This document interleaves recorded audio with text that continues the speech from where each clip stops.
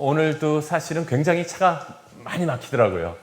그런데 이렇게 이 좋은 날, 이 토요일 날 햇볕이 짱짱한 내일부터 또 추워지는데 이곳에서 여러분들 소중한 시간 내주신 거 감사드리면서 일반적인 생활할 때는 우리는 정말로 열심히, 여기 수녀님들 많이 계시고 우리 청년들, 지금 나이 지긋하신 분들도 계시는데 질주하는 삶을 살아가고 있습니다. 사실은 많이 열심히 노력하고 시간을 쪼개서 아까운 시간도 열심히 쓰고 있지만 제가 독일에서 10년 동안 유학 생활을 했고 2년 동안 나가 있기 때문에 무려 12년을 독일에 있었는데요. 독일의 아우토반이라고 하는 우리나라 고속도로와 같은 것의 특징이 있습니다. 속도 제한이 없습니다. 속도 제한이 없어서 제가 언젠가 한번 어떤 분이 태우신다고 해서 폼나는 벤츠를 옆에 한번 탔어요. 이 양반이 보여주고 싶었던 모양이에요. 180km에서 200km를 넘어서는 순간 불법이 아니에요. 밟을 수 있는 만큼 밟는 거니까 제가 브레이크를 옆에서 밟고 있더라고요. 바짝 쫄아가지고 하는데 특징이 하나가 굉장히 아름다운 바깥의 풍경들이 있는데 풍경을 보지 않고 길만 보고 질주하고 있더라고요. 그분도 마찬가지고 저도 마찬가지였는데 그래서 한 가지 특징 중에서 만일에 독일의 아우토반에서 사고가 나게 된다면 이렇게 됩니다. 20몇 중 추돌은 보통이고 굉장히 좋은 브레이크를 가지고 있음에도 불구하고 앞에 무슨 일이 있다라고 했을 때 몇십 중 충돌이라고 하는 것들은 굉장히 자주 일어나고 있다라고 하는 것이죠. 비유적으로 말씀드렸지만 우리 인생에서도 얼마든지 이런 충돌과 사고가 일어날 수 있더라라고 하는 것입니다. 열심히 살아왔고 틀림없이 모든 성공을 거둘 줄 알았는데 때로는 이러한 사고가 일어나서 자신이 기획했던 모든 일들이 무너져 버리는 일들, 그땐 받는 고통이라고 하는 것은 말할 필요도 없겠죠. 하지만 너무나 재수가 좋게 아무런 사고 없이 저도 내년이면 은퇴인데 은퇴까지 할 때까지 무사하게 다 큰 사고 없이 지나가더라도 말년을 만일에 이런 모습으로 지내야 한다면 얼굴 한번 봐주실까요? 어떻게 좋아 보이세요? 저 나이 드신 분의 머리 이마에 잡힌 주름살이 얼마나 열심히 노력해 왔는지 그것을 보여주고 있지만 일생의 마지막의 순간들에 이러한 힘을 잃어버린 이러한 순간으로 살아가야 한다면 과연 우리들의 삶이 의미가 있는가? 이렇게 열심히 달릴 만한 가치가 있는가? 이런 걱정을 하게 된다고 하는 것이죠. 하지만 오히려 그 사고가 났을 때는 더 큰 사고 중에 하나는 열심히 달려오고 너무 열심히 살았지만 질병 같은 것들이 나타나는 경우가 있습니다. 아까와 같은 교통사고나 아니면 질병이 다가왔을 때 가장 먼저 떠오르는 질문은 도대체 왜 나에게만 그런 일이 나냐는 거예요.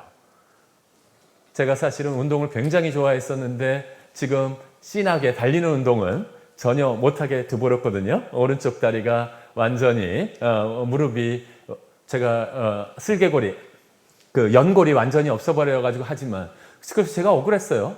나보다 더 열심히 테니스 친 사람도 있는데 왜 나만 이런 느낌도 들고 그걸 떠나서 암이라고 하는 질병과 같은 경우는 발암물질과 같은 것들 때로는 흡연을 전혀 안 한 분들도 폐암이 걸릴 수도 있고 생각지도 못하는 암들이 걸렸을 때 자연스럽게 터져나오는 질문이 도대체 왜 나에게만? 이라고 하는 질문이 떠오르더라 라고 하는 것이죠. 이 질문은 좀 놓아두지만 현대사회에서는 조금 변화되는 옛날에는 고통을 받거나 아픈 사람들이 있다면 얼마든지 같이 고민해주고 했었지만 요즘에 점점 이런 경향도 나타나고 있습니다. 고통을 당하고 질병이 드러나는데 별로 이야기하고 싶어 하지 않아요. 바깥 사람들한테 얘기하지 않고 부끄럽게 여기거나 아니면 고통으로부터 완전히 벗어나려 하게 되어 있다. 치과 싫어하시는 이유가 있죠. 치과가 굉장히 싫은 이유 중에 하나가 그 통증과 같은 것인데 그래도 많이 나아졌잖아요. 주사 한 방만 맞으면 그 고통스러운 치과에 드릴 소리를 통증을 느끼지 않게 할 수도 있고 마취라는 것, 심지어는 가장 심하다는 산통과 같은 것도 무통, 분만 등을 통해서 현대사회에서는 고통은 불필요하고 없애버려야 할 악, 그러니까 없애버리겠다는 생각이 평균적으로 아주 널리 퍼져 있다라고 말씀드릴 수 있습니다. 남성분들 아니면 요즘에도 여성분들도 많이 늘었어요. 괴로울 때 도대체 왜 나에게만 분노가 일어났을 때 의존할 수 있는 것 중에 하나는 알코올입니다. 한번 마시거나 그러면 순간적으로 느슨해지면서 뭐 어떤 것들을 잠깐이라도 잊게 해주는 것과 같아서 알코올만 해도 낫죠. 최근에 우리나라도 마약 청정국에서 이제 서서히 그 청정국 지위를 잃어가고 있습니다. 제가 유학할 때 독일에서는 어떤 정도의 상황으로 마약이 퍼져 있었냐 하면 이 마약에 빠진 젊은이들이 허용되지 않는 불결한 주사기를 놓다가 길거리에서 쓰러져서 죽는 친구들이 많이 늘어났어요. 독일 정부가 고육지책으로 한 것이 무엇이었다? 극단적인 상황에 빠진 아이들을 위기에서 일단 목숨을 구하기 위해서 마약 주사를 놨는 부스를 놓을 정도까지 마약이 널리 퍼져버리고 말았다라고 하는 것입니다. 한편으로 잠깐 마약 같은 것들을 통해서 고통을 잊을 수 있지만 과연 고통을 그렇게 피해버리거나 잊어버리는 방식으로 할 수 있는 것인가?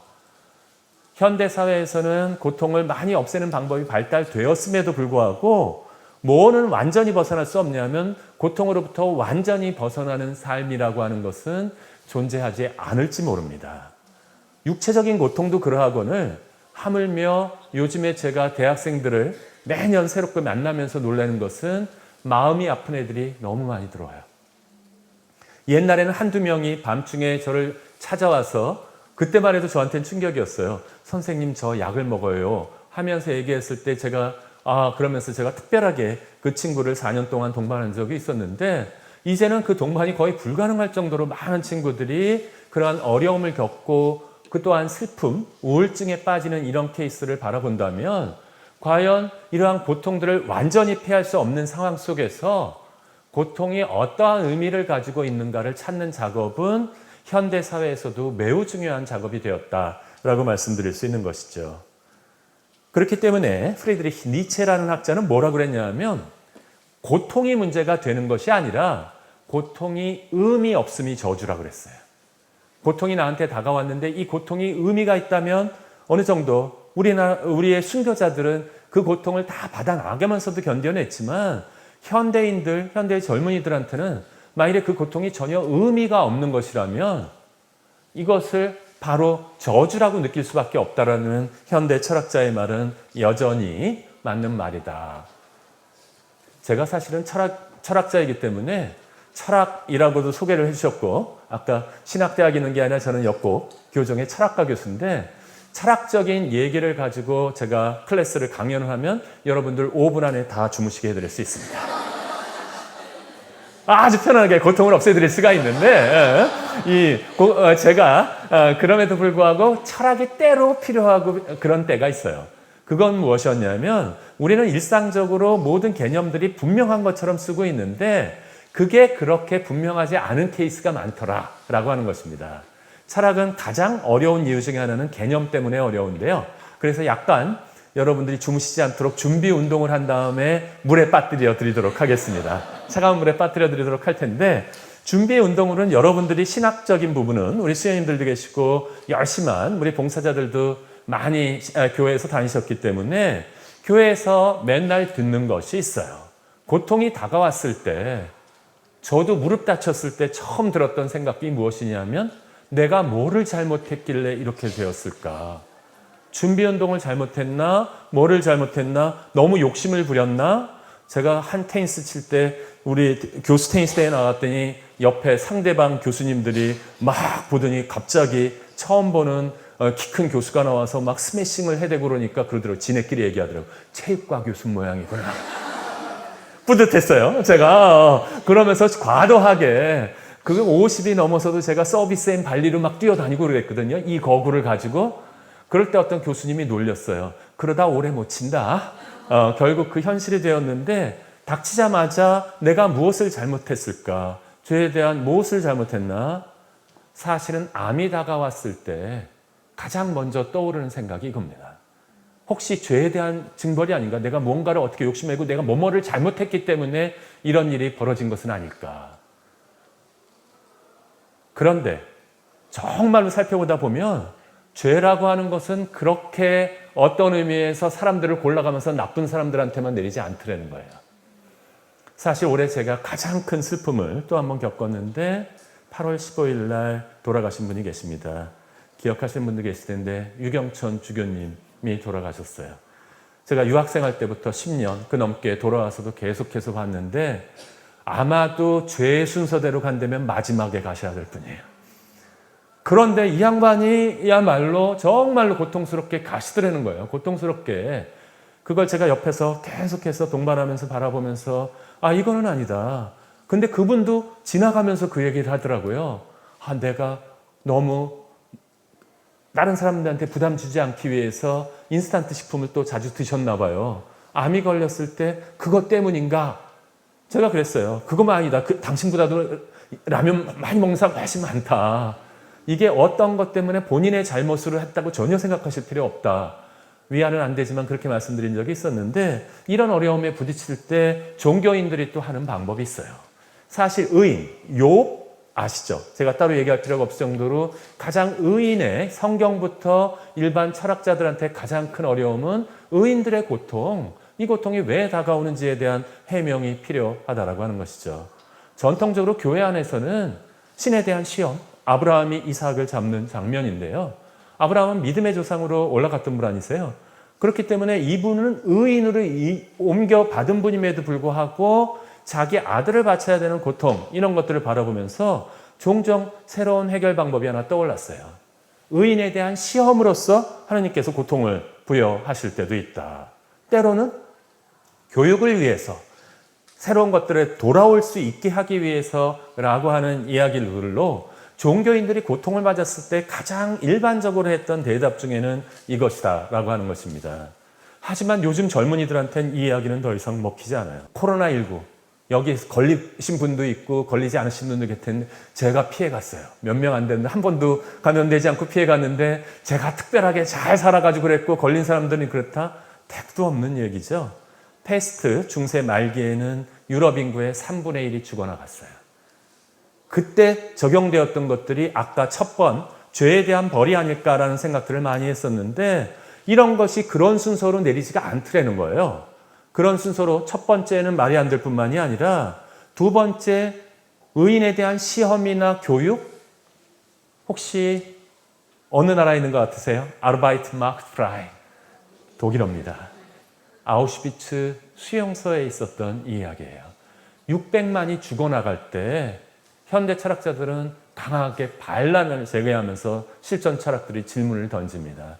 도대체 얼마나 잔인한 신이 600만을 죽여가면서 이 사람들한테 무슨 교육을 시키기 위해서 이런 고통을 주는가? 라는 전통적인 고통 해석에 대한 의문을 제기하더라 하는 것이었죠. 극단적으로 여기 나이 지긋하신 분들은 보셨을 텐데 밀양이라는 영화가 있습니다.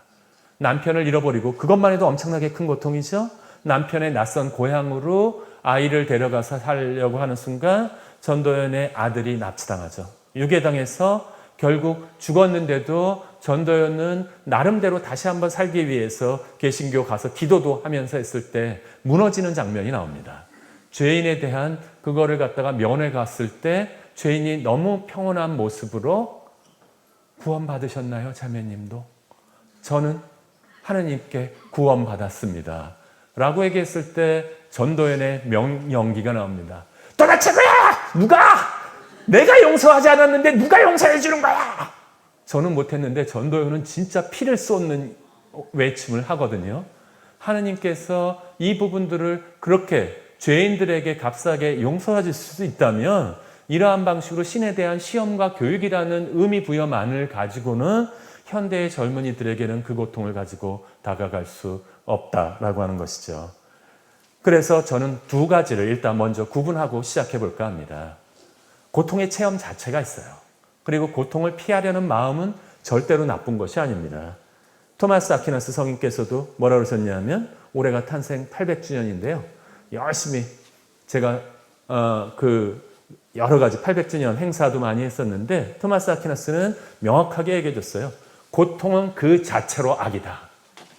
너무 빨리 신의 시험이니 의인에 대한 시험이니 신에 대한 교육인지 이 얘기하지 말라는 거예요. 하지만 고통이 그 자체로는 악이지만 때로는 특정한 조건 아래에서는 유용성을 가질 수 있다라고 얘기합니다. 구별이 되세요? 고통은 그 자체로 악이지만 의지와 이성의 올바름에서 오는 고통이라면 때로는 올바름으로부터 자신의 신앙을 지키기 위한 순교자들의 고통과 같은 이러한 고통이라면 그것은 유용성을 지닐 수 있다. 이거를 헷갈려서 모든 고통을 유용성이 있다라고 해서 고통을 덮어씌우지도 말고 그렇다고 얘기해서 모든 고통을 다 피하기만 해야 된다는 현대사회의 극단으로 빠져나갈 필요가 없다. 요건 나중에 제가 구체적인 예를 들어서 설명드릴 거기 때문에 미리 한번 구분해 보자면 두 번째 중요한 구분은 없애버릴 수 없는 고통이 있습니다. 지양될 수 없는 고통. 아무리 없애고 싶어도 여러분들 부모님 아프시거나 저도 14년 전에 모두 돌아가셨는데 그분들 정말로 어떻게든지 좀 더 제 옆에 그분을 모시고 싶고 부모님을 모시고 싶고 그러한 마음을 가지고 그분이 치유되기를 그렇게 간구하면서 기도하지만 제가 사실은 묵주기도를 바쁘다는 핑계로 많이 놓았었어요. 유주교님 아프시다는 얘기 듣고 나서 매일같이 그분을 위해서 기도 바쳤어요. 완청하면서. 하지만 주님께서 데려갔을 때 나는 아직까지 그 의미는 이해 못하지만 어떤 의미에서 지향될 수 없는 고통이 있어요. 하지만 다른 고통들이 있어요. 우리 세월호 사건 기억나시죠? 어른들의 탐욕이 만들어낸 그것도 아직도 안 밝혀졌지만 완벽하게는 또한 이태원 참사 3년이 지났는데 얼마 전 아직도 그게 왜 그 구체적으로 일어나는지에 대해서 풍문만 있지 이러한 두 가지 고통 같은 경우는 지향될 수 있는 고통이에요. 사실 제대로만 어른들이 조치하고 했다라고 하더라도 그 젊은이들 이태원에서 그 피 같은 우리 고등학생들이 세월호에서 죽어가는 일은 아니면 적어도 사고가 났더라도 구해낼 수 있는 기회를 우리가 골든타임을 놓쳤다라고 하는 것이죠. 이런 고통은 두 가지가 완전히 다른 고통이기 때문에 이 두 가지 고통을 섞지 말자. 철학 개념 얘기하자마자 바짝 굳으셨어요. 표정이. 그렇기 때문에 준비운동은 이 정도로 하고요. 우리 본격적으로 그러면 고통으로부터 해방된다는 삶이 있기는 하고 그러한 삶을 추구한다는 것은 어떤 의미를 지니고 있나 한번 살펴보도록 하겠습니다. 에피쿠로스라고 들어보셨죠? 에피쿠로스 들어보신 분들도 있고 들어보지 못하신 분도 있겠지만 문제 이따 퀴즈 낼 거지만 저도 한번 내보죠. 스토아 그러면 금욕주의라는 걸 체크해야지만 정답이었는데 에피쿠로스 그러면 무슨 주의가 들어갈까요? 땡땡주의? 무슨 주의? 쾌락주의. 당황하셨어요. 많은 분이. 우리 신부님 아주 정확하게 쾌락주의라고 얘기해 주셨는데 이 에피쿠로스는 뭐라고 얘기했냐면 아예 명시적으로 얘기했어요. 고통으로부터 해방이 행복이다. 인간들이 진정한 의미의 행복을 느끼는 것은 에피쿠로스는 이렇게 얘기했는데 한 가지 이렇게까지도 얘기했어요. 쾌락이야말로 최고선이며 고통과 불행은 최고의 악이다. 라고 에피쿠로스는 주장했는데 그리스도교에서도 에피쿠로스를 그래서 굉장히 싫어했었는데 쾌락주의라고 그래서 아주 중요한 것은 가장 많이 오해된 철학자 중에 하나가 바로 에피쿠로스인데 에피쿠로스가 말하는 것은 관능적인 성적인 즐거움이나 아까 술 마실 때의 쾌감 이런 게 아니었다는 거예요. 에피쿠로스는 진정한 의미에서 성적 쾌락이나 이걸 추구하지 않았어요. 음식도 매우 절제했어요. 그러면서 뭐라 그랬냐면 배가 많이 부를 때 한번 생각해 보세요. 여러분들 뷔페라는 아주 몹쓸 시스템이 있죠. 가게 되면 자동으로 과식을 만드는 시스템이 있는데 여기서 뷔페에서 이만큼 먹었는데 어떤 사람이 오더니 뷔페에서 갑자기 오더니 오늘 특식으로 구운 갈비가 새로 나왔습니다 하고 내다 놓게 된다면 아무리 먹기 좋아하는 사람도 찌양 이런 애들 아니라면 이것을 갖다가 그걸 계속 먹으면서 쾌감이 없더라는 거예요. 하지만 너무 배고픈 상태에서 목마른 상태에서 아주 소박한 빵과 물을 먹는다고 하더라도 그 쾌감은 에피쿠로스는 훨씬 클 거라고 얘기합니다. 그러면서 에피쿠로스 정원에서 그것은 무엇을 추구했냐면 진정한 의미에서의 쾌락을 느끼려면 절제가 있어야 된다는 거예요. 가장 고통받는 이유 중에 하나는 과도한 욕심이 만들어내는 고통이 매우 많다는 사실을 에피쿠로스는 이미 이야기한 바가 있었습니다. 그렇기 때문에 정말로 올바름으로 가려면 행복을 느끼려면 즐거움과 건강을 누리며 자족하라. 매우 중요한 내용이에요. 어떤 경우 만일에 그 고통이 욕심으로부터 온다면 자기 기대 수준을 낮추는 것이 반드시 필요하다. 제가 처음 25년째 하고 내년이면 은퇴인데 처음 왔을 때 제가 철학 개론에서 가르쳤던 내용을 생각하면 제가 아주 몹쓸 짓을 했어요. 학생들한테 모든 내용을 때려 넣어가지고 막 가르치면서 뭐 학생들이 쫓아오면 막 이러는데 갑자기 보니까 애들이 다 사색이 돼 있더라고요. 그랬을 때 나도 행복하지 않았고 시험 문제를 채점하면서 내가 이렇게 가르쳤나 하는 사실에 놀랬고 근데 점차로 제가 이거를 갖다가 수준을 낮추고 일화를 얘기하고 그러면서 제가 여자 아이돌 노래도 많이 알거든요. 왜 공부했겠어요? 애들한테 다가가 보고 싶어서 이러한 노력들을 하면서 꽤나 했었는데 에피크로스가 얘기해주는 이야기가 있습니다. 우리의 욕심을 줄여가면서 하는 자족하는 모습들이 필요하고 때로는 에피크로스는 정원을 만들어서 그곳에서는 때로는 사회에서 배제했던 과거 소위 접대부 출신의 사람들도 다 받아들였어요. 신분고하를 막론하고 친구들과 친지들이 나타나서 철학적인 성찰을 나누면서 이야기를 나눌 수 있다면 이게 진짜 행복이라는 생각했던 사람이었어요. 지속적인 쾌락이야말로 진정한 의미에서의 쾌락이다. 이 정도로 해서 쾌락이 쉽게 다가올 수 있다면 좋은데 너무나 놀라운 것은 고통의 주된 특징이 자기가 고통받을 때 옆 사람들이 몰라주더라는 거예요. 이 고통이 얼마나 그런 특성이 있냐면 그래서 한번 살펴보면 더더군다나 오랫동안 정말로 부모님들도 오랫동안 이 와병하고 있는 데는 효자들이 없다라고 얘기하는데 하물며 죽음을 앞두었을 때 브로니 웨어라고 호스피스 이 계통에서 열심히 하신 분이 있었는데 많은 죽음에 대한 임종을 앞둔 사람들을 바라보고 나서 특징들을 뽑아냈어요. 가장 많이 하는 것 5가지 중에 제가 3가지만 읽어드릴 텐데 많은 사람들이 후회하는 것이 다른 사람이 아닌 내가 원하는 삶을 살았더라면 다른 사람의 기대에 끊임없이 끌려다녔다는 거예요.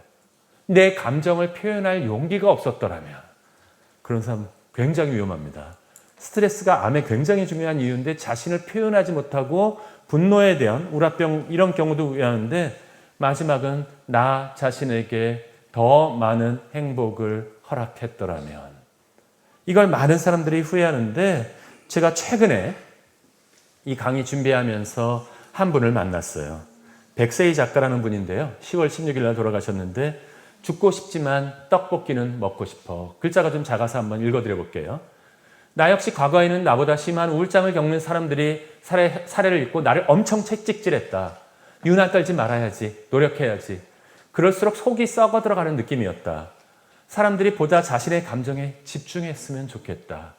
담백하게 힘들면 힘들구나 하고 우울하면 우울하구나 라고 온전히 느끼고 받아들이면 좋겠다는 생각이 들었다. 가면을 쓰고 사는 사람들이 많다고 생각했는데 이 정도로 많을 줄은 몰랐다. 그래서 마음이 아팠다. 동시에 연대하는 느낌도 들었다. 나랑 같은 사람들이 내 주변에 이렇게 많다는 사실이 오히려 위로를 받았다.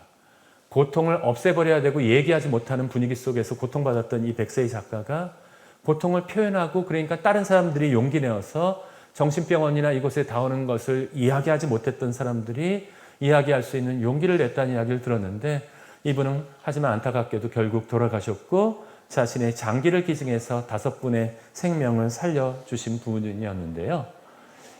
아주 근본적인 특징이 고통은 홀로 느낄 수밖에 없다라는 특징을 웅변적으로 잘 보여주는 분이 계십니다. 중세 철학 때 어떤 분이 한 분 요구하셨는데 중세 철학에서 고통을 대표적으로 이긴 멘토를 한번 소개해 주세요. 그래서 제가 모셔왔는데 이분은 어디냐면 거의 대부분 못 들어보셨을 텐데 로마 제국이 476년에 서로마 제국이 망하게 되는데 서로마 제국이 망한 다음에 태어난 사람이에요. 로마의 명문 가문에서 태어났는데 이 사람의 본래 이름은 이것보다 훨씬 깁니다. 한번 말씀드려 볼게요. 아니치우스 마니우스 세브리누스 토르콰투스 보에티우스. 아니 저거 바뀌었어. 저거 아무렇게나 막 하는 거 아니야? 그리고 한 번 더 해드릴게요. 잘 들어보세요. 아니치우스 마니우스 세브리누스 토르콰투스 보에티우스. 맞죠? 이 사람의 본명이 맞는데 이것 중에 가장 중요한 건 아니치우스예요. 이게 어마무시한 가문이에요. 어마무시한 그때 집정관부터 모든 것들이 나온 가문이었고 쉽게 말하면 서로마 제국은 멸망했지만 게르만족들이 쳐들어와서 이것에 물려받아서 서로마 제국의 귀족층은 하나도 특권을 잃어버리지 않았어요. 왜냐하면 로마 제국의 방대한 걸 통치하고 기술적인 부분을 하려면 로마인들의 도움이 필요했기 때문에 로마의 보에티우스는 명문 가문에서 태어났고 그 다음에 아테네 유학생이었어요. 지금으로 따지면 하버드 유학생이나 마찬가지였어요. 생각해 보세요. 금수저 물고 나왔지, 최고로 똑똑해서 하버드 유학까지 다 끝냈지, 그 다음에 귀국하자마자 어떤 일이 벌어졌다? 당시에 게르만족의 왕, 동고트족의 왕 테오도리쿠스가 이 국가를 뭔가 바꿔야 되는데 인재가 부족한 거야. 특채까지 됐어요. 특채. 그래가지고서 요즘에 공무원 시험 젊은이들은 많이 좌절하면서 힘들어하는데 뭐 7급 이런 건 안 봤어요. 그냥 바로 5급으로 돼가지고 근데 너무 똑똑하고 잘하기 때문에 바로 3급, 1급, 차관보, 차관, 장관 아주 짧은 젊은 나이에 뭐까지 됐다? 1인지하 만인지상까지 되었어요. 정말로 승승장구해서 그럴 만큼 훌륭한 사람이었고 했었는데 이 사람이 뭐에 몰렸다? 로마인인데 총리로서 게르만족 전체를 다스리게 되니까 가장 싫어했던 건 게르만족의 귀족들이었어요. 그래가지고 무슨 음모를 했냐? 동로마 제국 비잔티움이라는 곳에 여전히 로마인들의 황제가 남아 있었기 때문에 이 보에티우스를 모함하기 시작했어요. 임금님, 보에티우스 집에 동로마 사람들이 자꾸 드나들어요.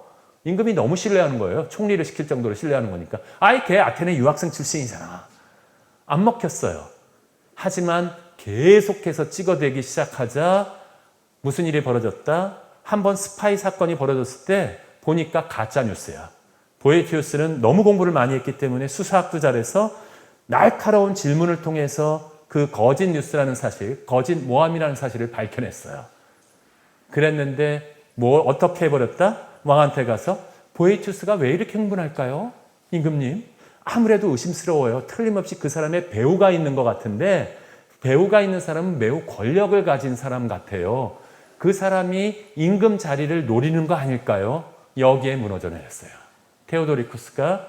그래서 그만 그렇게 믿었던 보에티우스를 하루아침에 반역죄로 몰았고 게르만족은 변호의 기회도 주지 않았어요. 그냥 사형 선고로 던져져 버린 이 보에티우스가 옛날에 총리할 때는 집 앞에 와서 잔뜩 줄 서 있었거든요. 한 번만 만나달라고 그럴 때 보에티우스는 워낙 포청천같이 첨령한 사람이어서 절대로 안 만났어요. 사람들을. 개별적으로 다른 사람들을 만나지 않고 청렴하게 살았음에도 불구하고 그렇게 줄 서던 사람들이 총리 때 감옥에 던져서 사형수가 된 감옥을 그 누구도 찾아오지 않았어요. 느낌 오세요? 그렇게 잘 나갈 때는 다가왔던 진짜 친구가 누구인지는 위기를 겪으면 알게 된다고 얘기했는데 바로 그 어려움에 대한 부분을 보에티우스가 이렇게 느꼈을 때 쓴 책이 하나 있습니다. 그 책의 제목이 뭐다? 철학의 위안이라고 부르는 책입니다. 이 철학의 위안이라는 책의 주제는 한마디로 말해서 뭐다? 우리는 맨날 상선벌하기를 버렸어요. 선한 사람은 상을 받고 악한 사람들은 벌을 받는다고 배웠는데 보에티우스의 질문은 그거예요. 왜 악한 사람들은 오히려 승승장구하고 선한 사람들은 이 고통을 받는지를 갖다가 계속해서 고민하면서 얘기했을 때 너무나 답답하게 근데 감옥에서 이 문제에 대해서 얘기할 수 있는 사람이 없어요. 그래서 불러낸 것이 누구였다? 혼자 있던 보에티우스가 불러낸 사람이 철학의 여신이에요. 철학의 여신이 보에티우스한테 다가오면서 네가 어떻게 살아왔는지에 대해서 이 이야기를 하면서 보에티우스는 처절하게 고통은 본래 주관적인 것이다. 내가 얻을 수밖에 없다라고 얘기하면서 철학의 여신한테 뭐를 배우냐 하면 때로는 많은 경우 불운, 정해져 있는 운명적으로 정해져 있는 불운을 막을 수는 없다는 거예요. 하지만 불운에 넘어져서 불행이 되는 것, 지속적인 불행이 되는 건 그 사람이 만든다는 거예요. 철학의 여신은 나타나서 보에티우스를 약 올려요. 이 상처난 데다가 소금을 뿌려요. 너무 흥분해가지고 이게 도대체 말이 됩니까? 우리 철학의 여신한테 막 호소하니까 철학의 여신이 나는 네가 내 제자인 줄 알았는데 알고 보니까 너는 감정의 제자인 모양이구나 이러는 거예요. 이게 말이 됩니까? 그러니까 보에티우스가 펄펄 뛰니까 네가 잃어버린 것들, 부, 명예, 권력 이런 것들이 정말로 너의 행복을 진정으로 가져다 두는 것인지를 생각해 보라고 보에티우스를 초대합니다. 그러면서 뭐라고 얘기하냐면 하지만 너는 아직도 너를 믿어주는 아내와 두 아들, 장인어른, 집정관이었던 장인까지 너를 가장 소중한 사람들이 너를 신뢰하고 있지 않느냐. 그러면 너는 진정한 의미에서 모든 것을 잃어버린 것이 아니다. 그렇게 펄펄 뛸 필요가 없다라고 얘기하면서 고통의 의미를 보에티우스 스스로 찾도록 철학의 여신이 초대하더라라고 하는 것입니다. 마지막으로 보에티우스는 이 책을 남겨놓고 가족들과 마지막 이별을 하고 세상을 떠나가게 됩니다. 진정한 의미에서 삶의 의미는 누가 찾아줄 수 없습니다. 그 고통이 정말로 무슨 의미인지는 자신이 찾아야 되고, 그런데도 그거를 정말로 나눌 수 없는 사람들이 있어요. 염장 지르면서 계속 그러는 사람들이 있다면 그거 뭐다? 자기 스스로 찾거나 이럴 때 좋은 게 뭐다? 고전이에요. 고전. 언제든지 왜 항상 사람을 만나서 얘기하다 보면 그 사람한테 그만큼 또 들어줘야 돼. 다음에 하게 되면. 하지만 자기가 하고 싶은 만큼 이야기를 듣고 자기가 하고 싶은 얘기하고 나서 딱 덮을 수 있는 대상이 있어요. 고전이에요. 철학의 위안이라든지 아우구스누스의 고백록, 좀 이따 말씀드릴 그러한 책들과 함께 나눠보아도 좋을 것 같습니다. 보에티우스의 홀로서기에서 마지막 항목만 읽어드리겠습니다. 그렇기 때문에 악인의 행운은 겉보기의 행운일 뿐 참된 행운은 선인의 행운뿐이다. 요즘에 다 이루어질지니라는 드라마가 하나 있어요. 지니가 정령은 알잖아요. 그 세 가지 소원을 들어주면 사람들이 다 행복해질 줄 알았는데 이 흙덩이들, 인간을 그렇게 부르는데 이 흙덩이들이 소원을 빌면서 다 다 욕심을 부리다 불행해지더라는 거예요. 에피쿠로스 말도 듣지 않고. 그렇기 때문에 보에티우스는 꿰뚫어보고 뭐라 했다? 악인들이 욕심 부리는 것은 그러한 행운은 진짜 행운이 아니라는 거예요. 정말로 참된 행운은 선인이 얻게 되는 행운일 뿐인데, 그래서 어떤 것을 해라? 너희는 악행에 항거하고 덕행을 닦아라. 마지막 여기가 우리 주제와 관련되는데 올바른 희망의 마음을 들어올려라. 네가 지향하는 바가 올바른 희망이어야 한다는 거예요. 이거를 정말로 잘 설명해 주는 분은 우리가 행복의 멘토로 삼는 아우구스누스 성인이십니다. 가장 매력적인 것은 가장 죄 많이 진 성인이에요.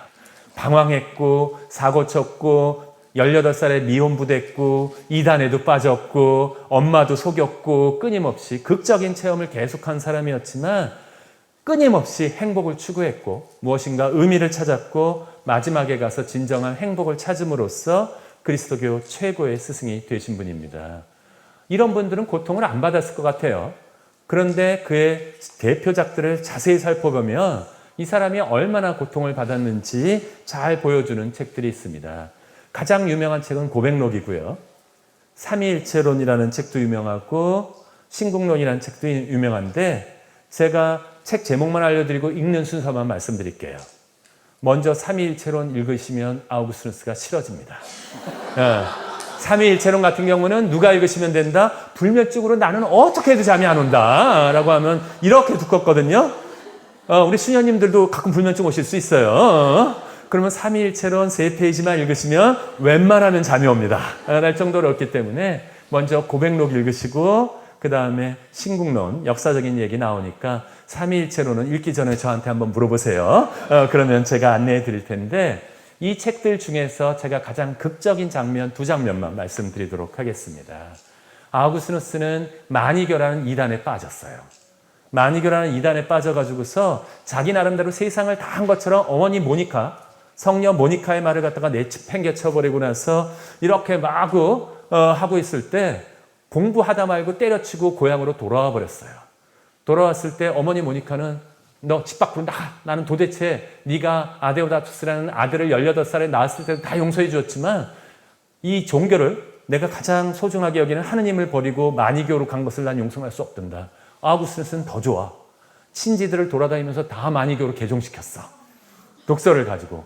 그랬는데 가장 친했던 친구, 아까 제가 유주교님 떠난 것처럼 그 친구가 그만 열병에 걸리고 말았어요. 그때 당시는 유아 세례가 없었기 때문에 죽기 직전에 세례를 받았거든요. 이 친구가 얘기한 거야. 나 세례를 받고 싶어, 가톨릭에서. 아우구스누스는 마구 다그쳤어요. 아우구스누스는 성경이 모순투성이라고 생각했거든요. 그러고 나서 막 다그쳤는데 다음날 내가 처음부터 마니교교를 다시 시작한다고 왔는데 세상을 떠나버렸어요. 그때 아우구스누스의 고백록에 이런 구절이 나옵니다. 혹시 보이시는 분은 같이 한번 읽어주시겠어요?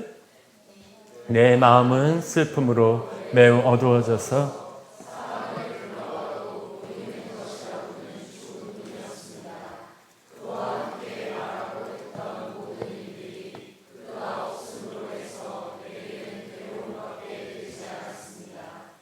내 눈은 사방을 두루 살펴 그를 찾았으나 그를 보지 못했습니다. 그래서 나는 그가 있지 않은 모든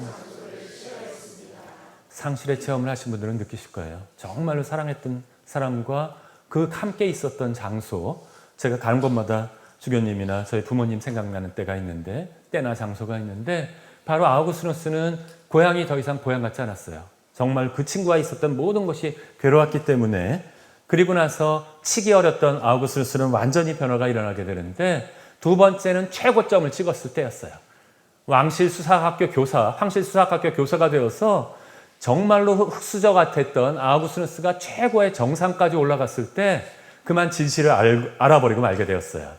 사실은 암브로시우스 대주교님이라는 분을 저격하라고 해서 그 높은 지위를 얻었는데, 암브로시우스 대주교님의 강론을 듣고 나서 보니까 자기를 고용한 건 황제인데 황제가 나쁜 놈이고 암브로시우스 대주교님의 얘기가 맞는 거예요. 근데 월급을 누구한테 받고 있어요? 황제한테 받으니까 황제의 거짓말을 다 떠들고 다녀야 되는데 너무 괴로웠을 때 술을 마시기 시작했어요. 그럴 땐 너무 괴로우면 취하지도 않아요.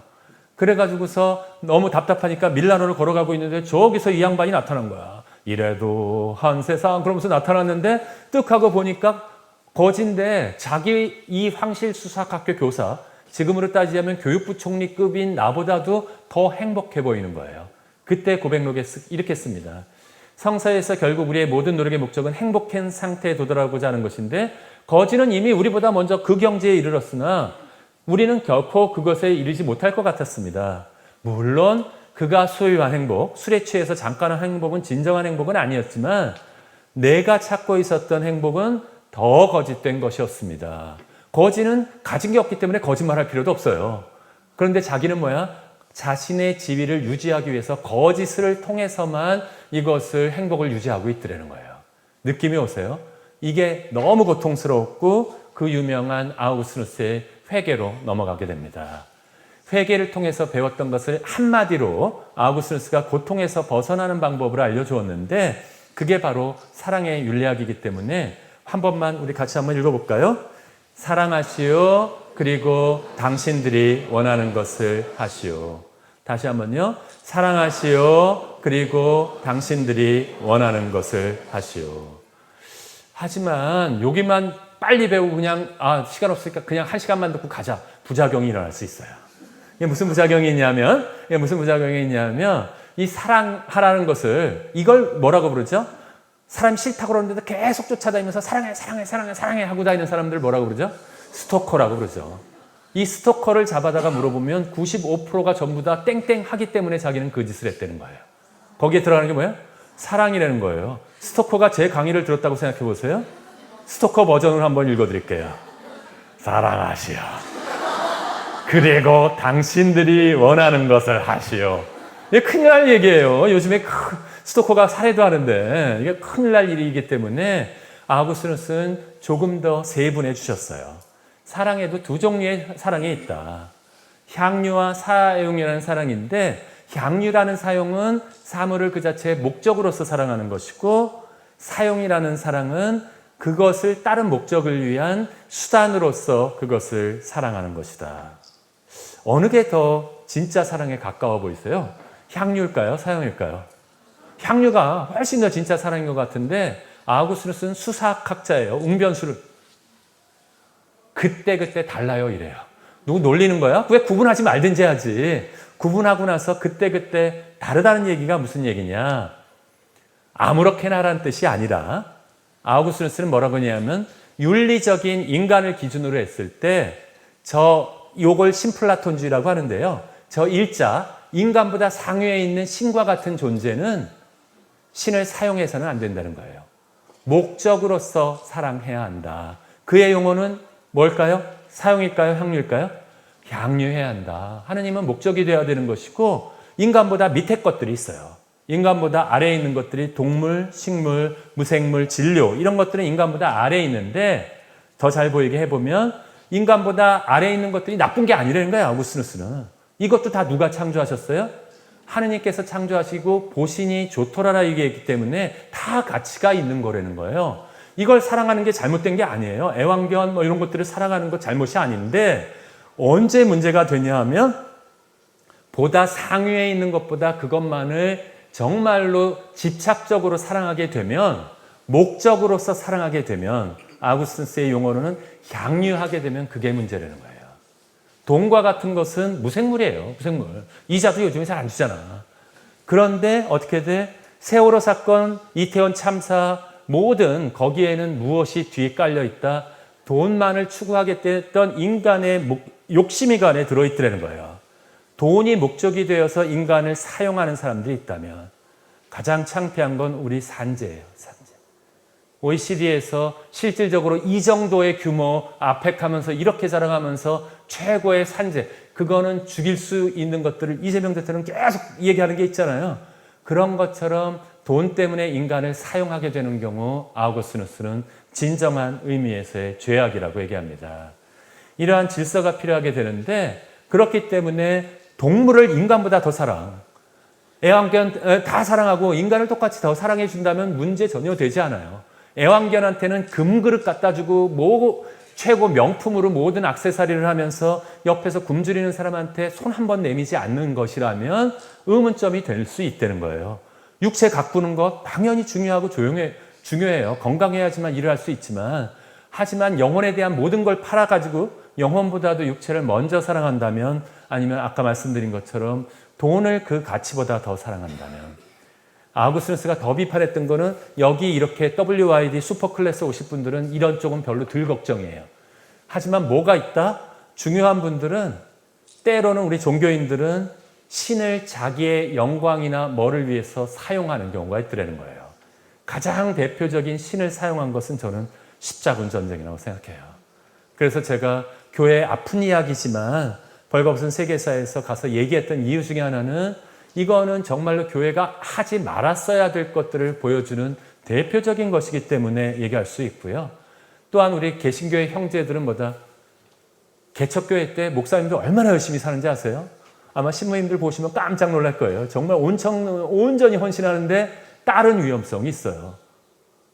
주일 헌금 1,000만 원이 넘으면 위험해져요.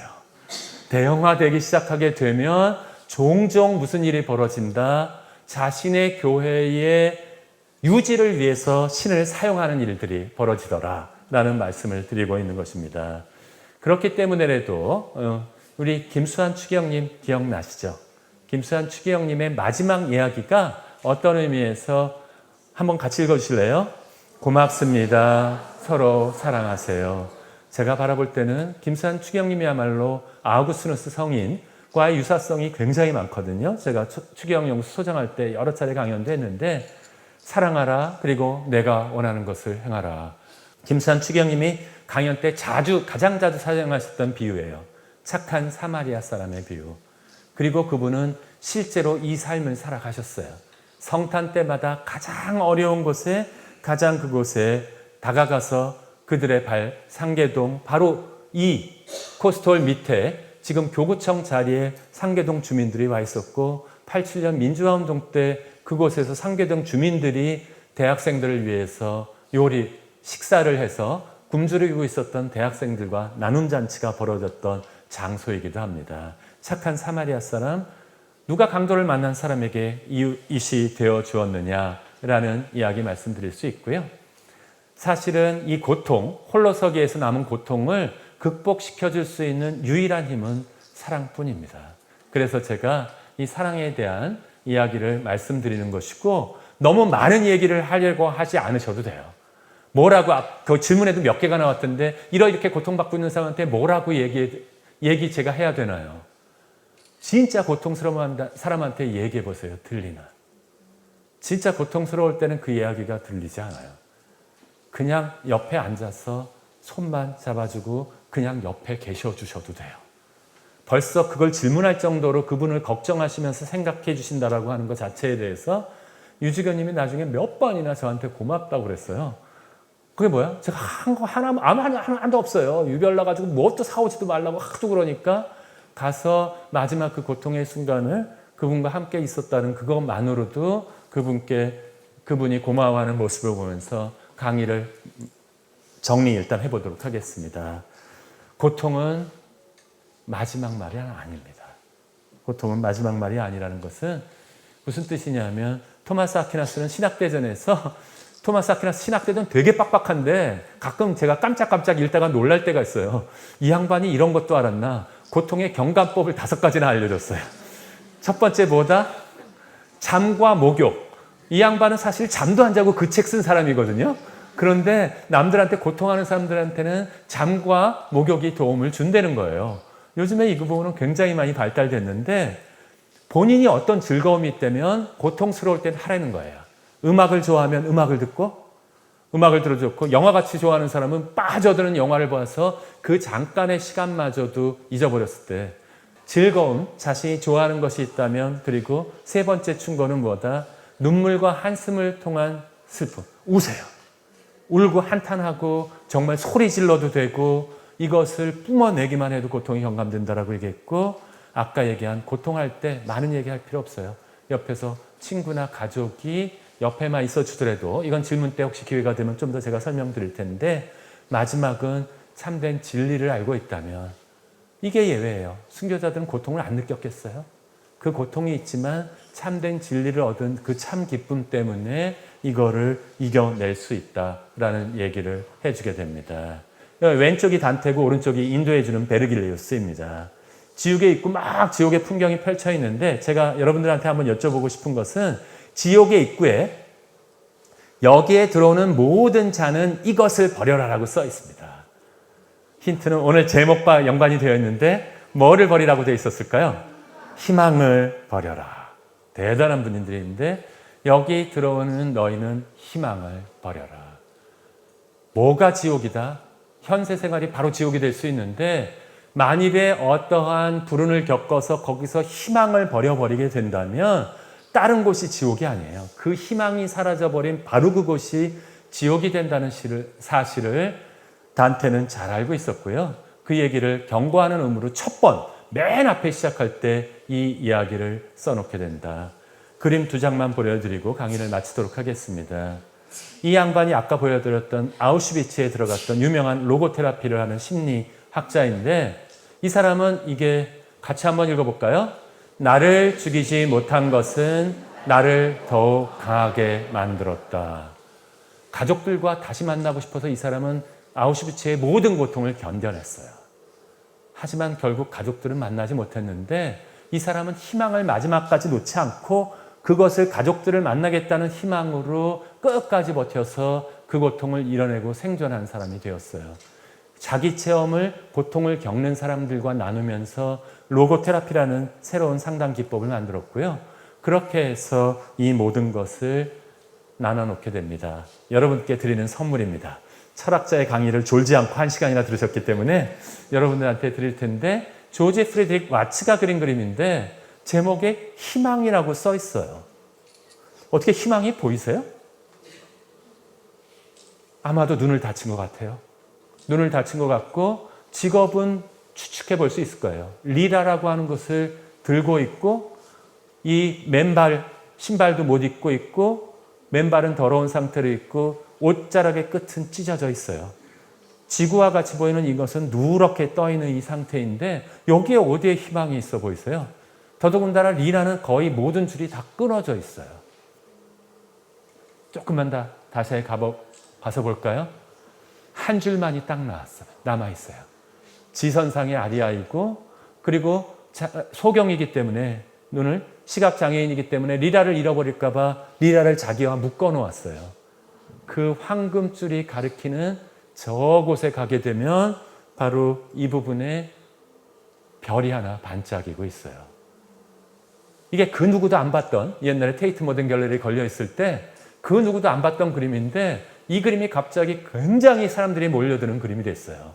왜냐하면 한 유색 정치인이 모든 것들을 잃어버렸을 때 이곳에 와서 이 그림을 보고 희망을 가졌어요. 그리고 나서 상원의원 선거 유세에서 상원의원이 되었을 때 이 이야기를 했어요. 이 빛 별 하나가 자기를 이 자리에 다시 서게 만들었다. 유색 인종으로서 최초의 미국 대통령이 되었던 누구인지 아실까요?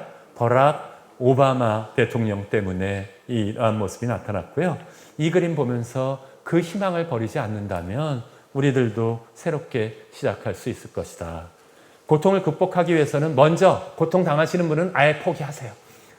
혼자 겪는 거야. 마누라도 몰라서.